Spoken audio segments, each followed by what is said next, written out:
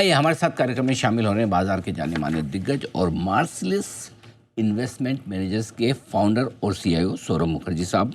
और आइए उनसे करते हैं मुलाकात। सौरभ मुखर्जी साहब भारतीय बाजारों पर तो खैर गहरी पकड़ रखते हैं, लेकिन अंतर्राष्ट्रीय बाजारों पर भी उनकी बड़ी गहरी पकड़ है और उनके फंड्स में, उनके पीएमएस में काफ़ी कुछ निवेश उनका ग्लोबल मार्केट से भी आता है, इसलिए ग्लोबल मार्केट्स की बहुत ही गहरी समझ रखते हैं, दोनों ही मैक्रो और माइक्रो लेवल पर, और जिसकी इस वक्त सबसे ज़्यादा ज़रूरत भी है। सौरभ सर, गुड मॉर्निंग, बहुत बहुत स्वागत है आपका। सबसे पहले तो होली की बहुत बहुत शुभकामनाएं आपको। Happy Holi. Happy Holi sir. Sir हम ही होली मना रहे हैं, बाकी तो पूरी दुनिया भर का हाल देख लो कि कैसा बुरा हाल है। सर पहले दिन गिरे समझ में आता है, नी जर्क रिएक्शन, एक दिन अच्छा हुआ, छुट्टी भी आ गई, सही टाइम पे आई बिल्कुल होली की छुट्टी। पहले तो सबको लग रहा था होली आज है, छुट्टी एक दिन पहले कैसे होगी, लेकिन अच्छा हुआ कल ही हुई, लेकिन फिर भी आज गिर गए इतना। ये क्या वजह है? नया डर क्या? नया डर यह है कि अगर यूएस प्रेसिडेंट ही बोल रहे हैं कि 1 महीना चलेगा, अगर युद्ध 1 महीना चलेगा तो अलग अलग दिक्कतें आएगी। अब मान लीजिए कि इंडिया के पास तेल है 1 महीने का, जो सरकार बोल रही है कि सरकार के पास रिजर्व्स है, लेकिन गैस की स्थिति काफी गंभीर है। कतार ने अपना गैस की पाइपलाइंस रोक दी हैं, और जो गैस के टैंकर मिडल ईस्ट से इंडिया आते थे वो आना रुक गए हैं। अगर ये 4 हफ्ते से ज़्यादा बरकरार रहा तो हमारे फर्टिलाइजर इंडस्ट्री के लिए नेचुरल गैस पाना मुश्किल हो जाएगा। तेल की उतनी चिंता नहीं है, एक तो भारत सरकार ने बोला रिजर्व्स है और दूसरी रशिया तेल दे सकती है, बट गैस की स्थिति गंभीर है। और अगर उससे और एक लेवल ऊपर जाए अनिल जी, अगर यूएस प्रेसिडेंट बोल रहे हैं कि नॉट जस्ट 4 हफ्ते, बट उन्होंने यस्टरडे बोला है कि फॉरएवर लड़ाई कर सकते हैं, बड़ा लंबा खींचने का सोच रहे हैं, तो ये काफी चिंताजनक बन जाती है। अगर मिडिल ईस्ट में 2-3 महीना ऐसा युद्ध चला, वो इकोनॉमी के लिए, ग्लोबल इकोनॉमी के लिए अच्छा हो नहीं सकता। इन्फ्लेशन के लिए भी अच्छी खबर नहीं है, इंटरेस्ट रेट्स के लिए भी अच्छी खबर नहीं है। मेरे ख्याल से लास्ट 48 आवर्स में, पिछले 48 घंटे में मार्केट्स को ये समझ आ गई है कि ये शायद 1-2 हफ्ते की झड़प नहीं है, शायद हम कुछ महीनों की बात कर रहे हैं, और उसी वजह से दुनिया भर में तेल के दाम ऊपर जा रहे हैं और स्टॉक मार्केट नीचे आ रहे हैं। वही पकड़ में आया एकदम, जैसे ट्रम्प खुद बोल रहे हैं 4-5 हफ्ते ऐसे ज़्यादा लंबा समय चल सकता है, तो वैसा ही वाला मामला हो गया। जब यूक्रेन के टाइम पे यही सोच रहे थे, यूक्रेन का क्या है, रशिया ऐसे निपटा देगा चुटकियों में, अभी तक चल ही रहा है सर, ख़त्म ही नहीं होता, वही हाल है। पॉइंट ये ठीक है। अब ये बताएं सर कि हमारे लिए इसका क्या मतलब, हमें कितना दुख दर्द झेलना पड़ सकता है, दोनों ही इकोनॉमी के लिहाज से भी, मार्केट के लिहाज से। थोड़ा आपने टच किया, लेकिन थोड़ा विस्तार से जानना चाहता हूँ। तो देखिए, 3 चीजें हमको काफी यहाँ पे सोच समझ के चलना पड़ेगा। 3 चीजें कुछ हद तक ये सरदर्दी है, बट निवेश और सरदर्दी में शायद ज्यादा अंतर नहीं रह जाता जब युद्ध चलता है। तो पहला है कि ब्याज दर, interest rates, cost of capital, ये मेरे ख्याल से ऊपर जाता रहेगा। अगर ये युद्ध खत्म हुई, कहीं और झड़प लग जाएगी, ट्रंप का रवैया तो साफ है कि जहाँ पे भी कोई आवाज उठाए उनके अगेंस्ट या अमेरिका के अगेंस्ट, उनके साथ कुछ ड्रामेटिक कुछ करते हैं। तो कॉस्ट ऑफ कैपिटल बढ़ता रहेगा, भले ही फेडरल रिजर्व या रिजर्व बैंक इंटरेस्ट रेट घटाए, बॉन्ड यील्ड्स ऊपर जाते रहेंगे, ब्याज दर बढ़ते रहेंगे, कॉस्ट ऑफ बोरोइंग बढ़ता रहेगा। आई थिंक उसके काफी अलग अलग पहलू हैं। एक पहलू ये भी है कि लेंडिंग स्टॉक्स पे और एसेट क्वालिटी पे एक प्रेशर बनता रहेगा, महीने पे महीने, क्वार्टर पे क्वार्टर, लेंडिंग स्टॉक्स और एसेट क्वालिटी पे एक प्रेशर बनता दिखेगा। दूसरा आई थिंक है कि अगर युद्ध का माहौल आ गया है, एक के बाद एक बड़े युद्ध होंगे, तो जाहिर है arms, ammunition, aerospace, defence, drones, fighter jets, ये पूरे इंडस्ट्री के दुनिया में प्रोत्साहन मिलेगा। सो कुछ हद तक इसको मद्देनजर रखते हुए अनिल जी, कुछ हद तक इसको मद्देनजर रखते हुए 3 साल पहले हमने दबा के निवेश किया था एयरक्राफ्ट मैन्युफैक्चरर्स में, जेट इंजन मैन्युफैक्चरर्स में, आर्म्स एंड वेपनरी के एंसिलरीज में। हमको समझ नहीं थी कि ट्रंप आके इतने सारे पंगे लेंगे, बट कुछ हद तक समझ आया था कि एक जमाना आ रहा है। बट उसके आगे भी अगर देखें, पावर का डिमांड बढ़ता रहेगा, एआई का जमाना है, पावर की शॉर्टेज बन रही है दुनिया भर में। अगर तेल की स्थिति ऐसी बनेगी तो पावर डिमांड का भी सिचुएशन, पावर का कॉस्ट बढ़ता रहेगा, और पावर प्लांट पे कैपेक्स, ट्रांसमिशन डिस्ट्रीब्यूशन पे कैपेक्स भी बढ़ता रहेगा। इसके दुनिया भर में हम निवेश करके कमा सकते हैं, हिंदुस्तान में भी निवेश करने वाले काफी मौके हैं पावर और ट्रांसमिशन डिस्ट्रीब्यूशन में।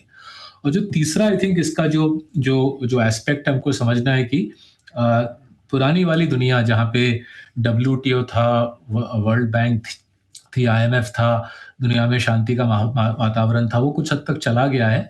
और हम जो हमारा जैसा देश, इंडिया जैसा देश जो मिडिल पावर है, हम सुपर पावर नहीं है यूएस चाइना जैसे, मिडिल पावर है। हमारे जैसे देश के लिए अब ट्रेड का जो वातावरण है वो टफ होता रहेगा। भारत सरकार प्रयास कर रही है फ्री ट्रेड एग्रीमेंट्स करने की। यूरोप और यूके के साथ अच्छा फ्री ट्रेड एग्रीमेंट साइन किया है, यूएस के साथ करना बाकी है।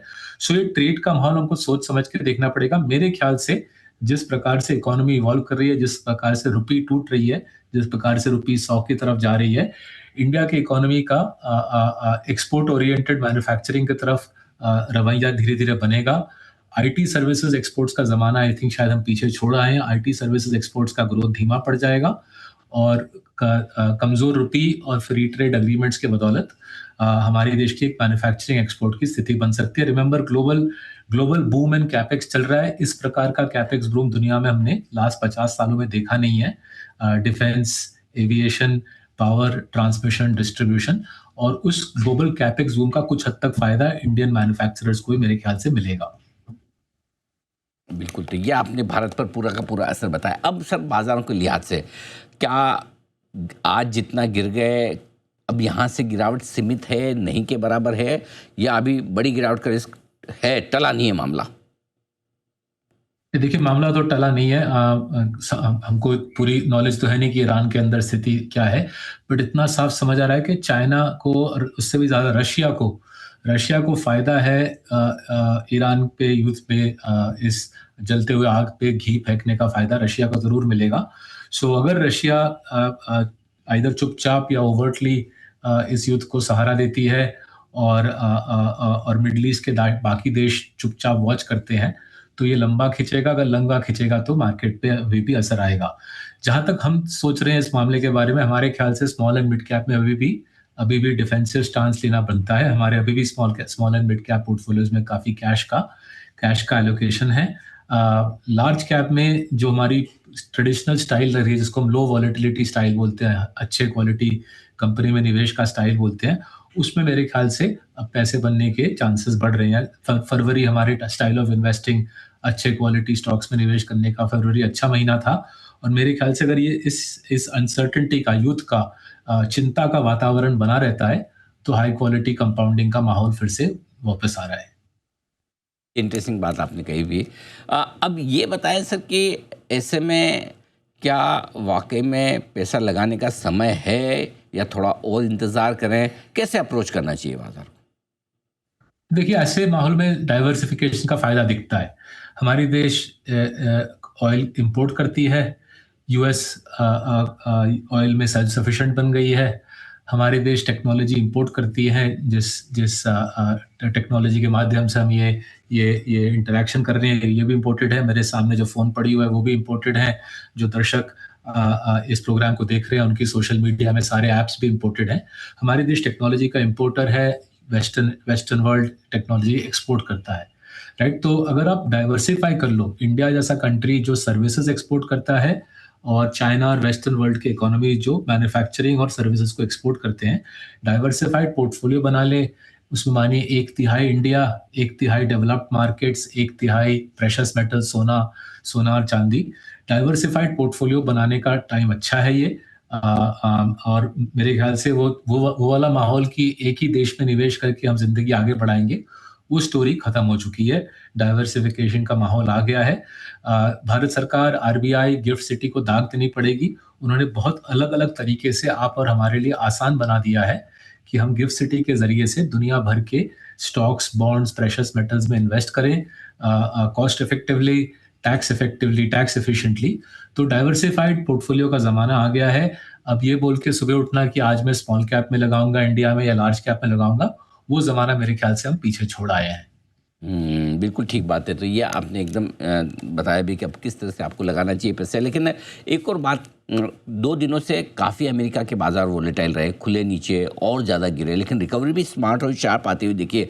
आपका तो ग्लोबल मार्केट्स में भी बड़ा एक्सपोजर, आप ट्रैक भी क्लोजली करते हैं। क्या लग रहा है, कब तक आपको लगता है कि ग्लोबल मार्केट्स भी सेटल होने लगेंगे?